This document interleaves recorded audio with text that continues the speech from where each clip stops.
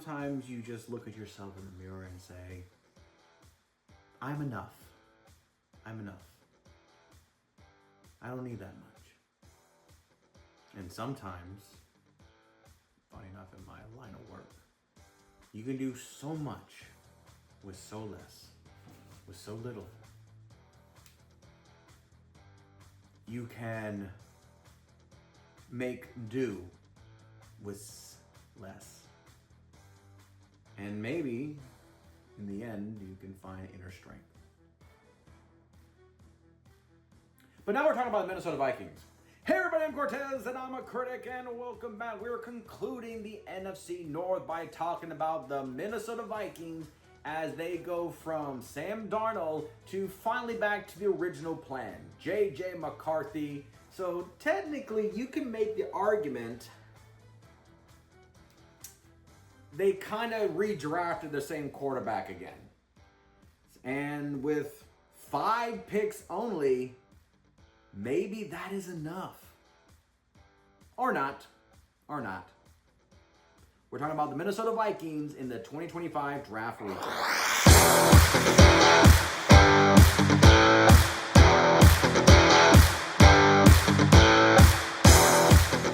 We all know the Minnesota Vikings had a phenomenal year last year. Sam Darnold rejuvenated his career, got big money. He's in Seattle. He has new toys. We'll see what happens. We all hope for the best, but also we kind of make fun of the team that drafted him, the Jets.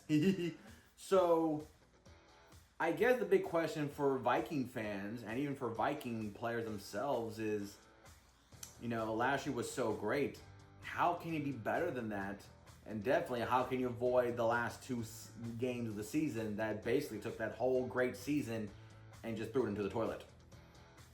And with only 5 picks, like I said, I think that J.J. McCarthy is considered once again as a rookie because he didn't play, even though he technically was drafted last year. So in a way, you can make the argument saying they still have 6 unproven rookies.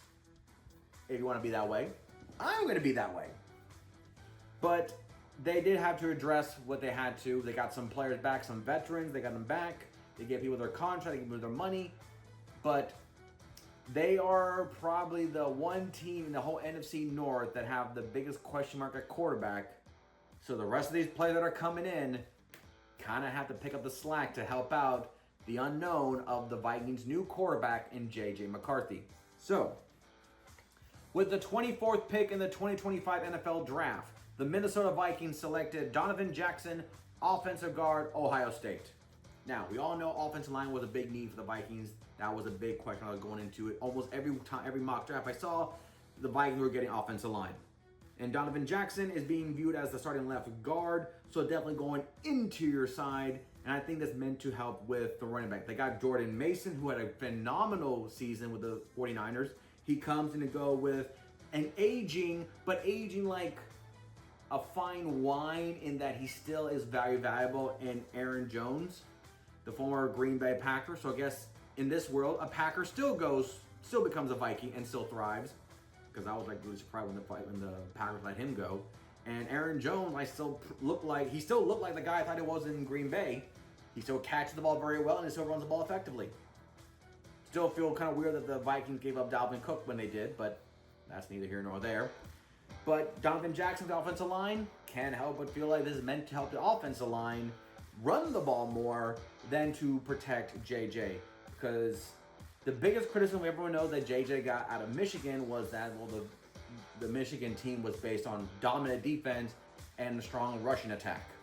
And JJ really didn't have to throw that ball as much to save the team compared to everyone else they played. And yes, you can make that argument, make it sound, legit and there, and then I'll just be like, well, then I guess all he has to do is prove it that he could. But let's be real.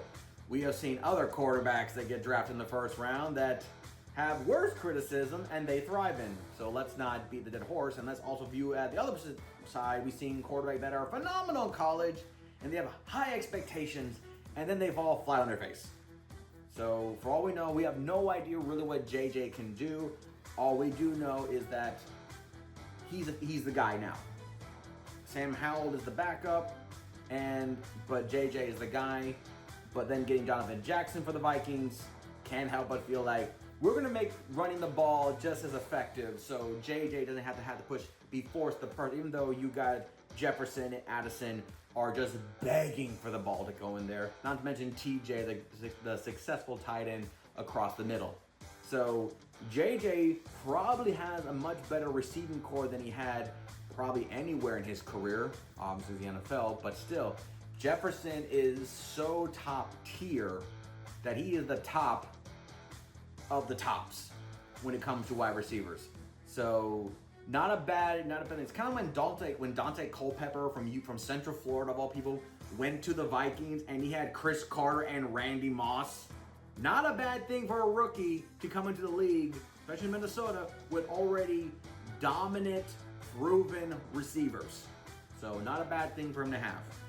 So good quality pickup, definitely designed to take pressure off JJ.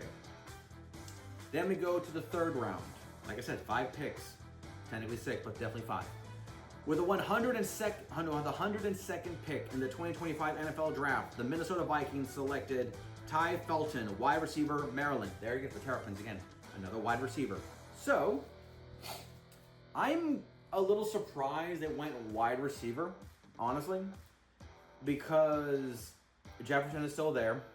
Addison has proven. And TJ has made himself one of the great tight ends that just haven't been just a great catcher as well. Now, Jalen Nailrow is considered the third wide receiver, and then the rest is just a bunch of opportunistic wide receivers in that group. I mean, the whole wide receiving department looks incredibly full according to this depth chart. So, I don't know. I feel like if you have a good 1-2 receiver, getting the third one is kind of like, spoiling yourself. When Jefferson and Addison are so dynamic and you have a great tight end as well. I don't know. I don't know. Maybe I just kind of felt like maybe they would have gone somewhere else. Could they have gone a running back? Third round, could have got a running back to go with them. I mean, they already got a bunch of running backs already in the pool. That's a good question. They run a 3-4 defense, so maybe getting a linebacker would have worked it, but they get that one already later in the round. So, I don't know. This wide receiver pickup, it doesn't feel like a need, but also doesn't feel like an investment for the future as much of, he's there. He has good quality. It'll help JJ. But I'm like, but JJ has Jefferson, Addison, TJ. So, I don't know. The Felton pick feels a little bit like, oh, I thought we were going to go that way. But I guess you're going this way to get a wide receiver. Oh, okay. Like I said, only 5 picks. I don't know. This one feels a little like I'm trying to see what you see, but I don't see it. So, okay, sure, no problem. I mean, sorry. I don't know. I thought we would have gone somewhere else. Speaking of going somewhere else, in the 5th round, with the 139th pick in the 2025 NFL Draft, the Minnesota Vikings selected Tyron Ingram Dawkins, edge, Georgia. So, I run a 3-4 defense, and I thought their defense under the head coach staff of Brian Flores, that's the guy. He took the defense and made it probably surprisingly dangerous. I think a lot of people were still like, I don't know what he's going to do, I don't know what he's going to do. And I think a lot of it was because of Andrew Van Ginkel, that they got a free agency. They got Dallas Turner, who did not really pan out his rookie season, and he's currently viewed as a backup right now. So maybe Atlanta was right not to draft him, even though everyone projected, including me, that he was going to be drafted by the Falcons before in the past. So them getting the pass rush on the 3-4 defense, they currently have him as a defensive end on a 3-4 defense. And I said before in the past, when you're a defensive end in the 3-4 defense, you're just a more athletic defensive tackle. So seeing him get Dawkins, who was projected as an edge, he's 6'5", 276, so tall and thin, lanky, can't help but feel that mainly because he's so big, they want him as more of an inside guy with the ability to sack quarterbacks. Just because you're a defensive end doesn't mean you cannot sack quarterbacks. I have seen defensive tackles that go to defensive ends in 3-4 defense and still get like 10 sacks. And with them getting Jonathan Payne and Javon Hargrave. The defensive side of the Vikings is filled with caliber players, granted from other teams, but the formation and the system here seems good for them. And I can't help but feel like I think Flores is going to thrive in his second year as a defensive corner for the Vikings. Maybe to prove a point, but also I kind of feel like he kind of has to, because the offense has that question mark at quarterback, so the defense kind of have to step up.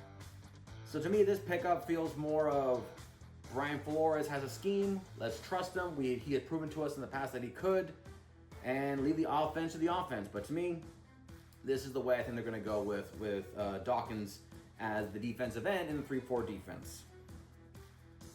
Then we go to the 6th round with the 201st pick in the 2025 NFL Draft. The Minnesota Vikings selected Kobe King, linebacker, Penn State.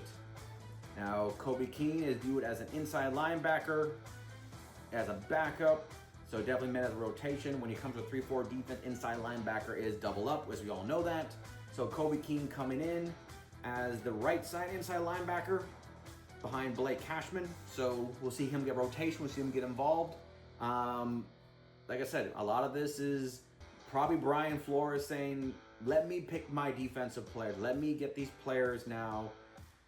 I still believe they believe Dallas Turner has a future for Minnesota, but it would not be the first time we've seen a very strong pass rusher from a prestigious university like the Alabama, Ohio State, Texas, and for whatever reason doesn't develop. Now, to project on Dallas Turner, he could be one of those players that just needs to go somewhere else. Like, put Dallas Turner in the Cowboys with Micah Parsons. Maybe that would help him out because then he's not the guy. Maybe.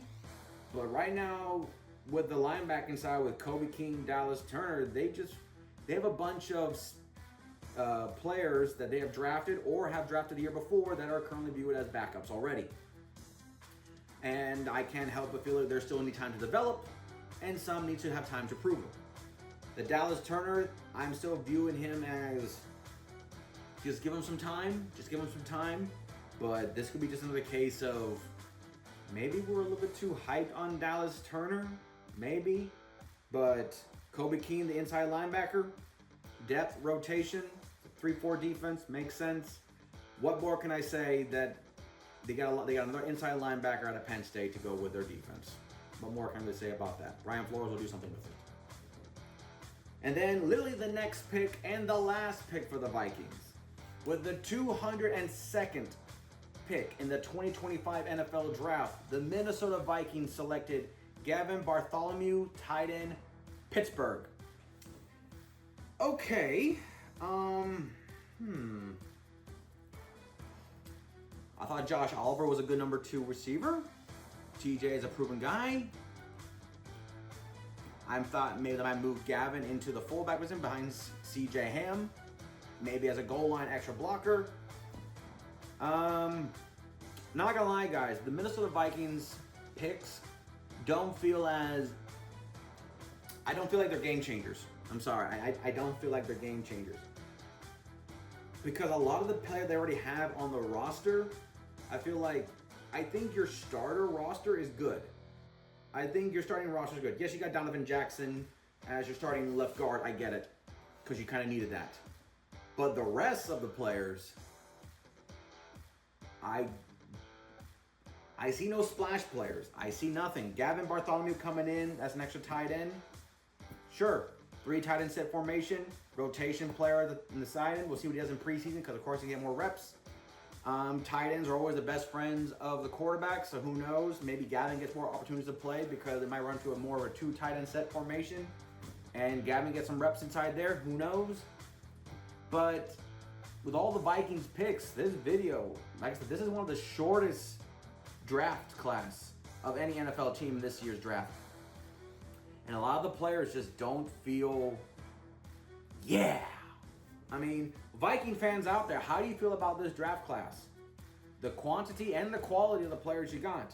Is anyone here make you go, yeah? And if it's just because Ohio State, then I'd be like, well, you kind of needed to draft the offensive line, especially interior side. So not a big, yeah, more of a, we needed that. So Gavin Bartholomew coming into Minnesota, I mean, sure. I mean, nothing more can we say. Like I said, this draft class was one of the hardest to try to find something that made me get excited. That's probably why I put them in last. But 5 players. And I'll keep saying it again, JJ coming in, he's technically a rookie. So all this bank. So that's going into the grade of the Vikings. That's the draft class. 5 players, no real big splashes. It's hard to say they're better, and I can't really say they're contender because they lost their quarterback. I'm not saying that Sam Darnold staying would have made anything. I don't have a grade for They're not contenders to me. The J.J. McCarthy question mark puts me in there. Are they better? Better or what? They were already good. Can't say not yet, because unless they drop off, this is the toughest video. Because I could never really find a grade that make me feel like I'm giving the Vikings the respect. So I'm gonna say better, but we all know it's because they're mid. There's no splashes from the draft class, and a team that had question marks last year with JJ before the Sam Darnold renaissance. Now we're back to JJ again, and there's no Sam Darnold to bail us out. And the rest of the NFC North is kind of like, okay, we know what the Vikings did. We know what Brian Flores did. We need to stop that. And there's too many question marks for the Vikings. The player I'm most excited about,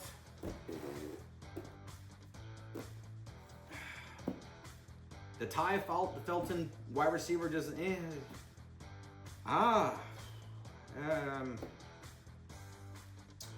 it's a tough video, man. Tough video. I'm gonna give it to, screw it, give me to Felton. I'll give it to the wide receiver from Maryland. What can I say? Nothing here of this draft class feels like it moved the needle. This was a 14-win team, went to the playoffs, could have won the division, could have had much more, and it doesn't.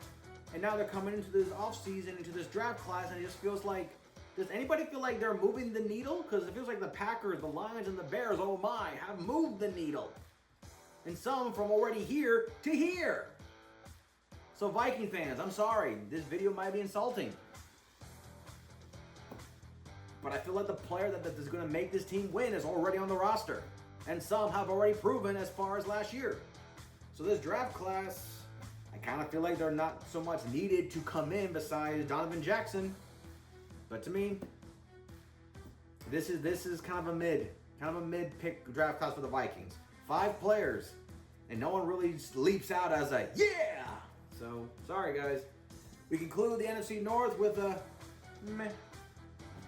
So that's the NFC North. That is halfway. That's the whole North. The whole North is done. Now we're going to conclude with the South. We have 2 divisions left in the South. And since we're in the NFC, we're going to stay in the NFC. And we're going to start our NFC South with the team that's probably going to be dead last. We're going to start with the Aints of New Orleans as we talk about Derek Carr's retirement, the quarterback question, why they didn't get Shedeur Sanders, why New Orleans is basically underwater, and this time is a metaphor, not literally. But that'll be for next time. And until then, I'm Cortez, and I'm a critic. Thank you so very much for watching.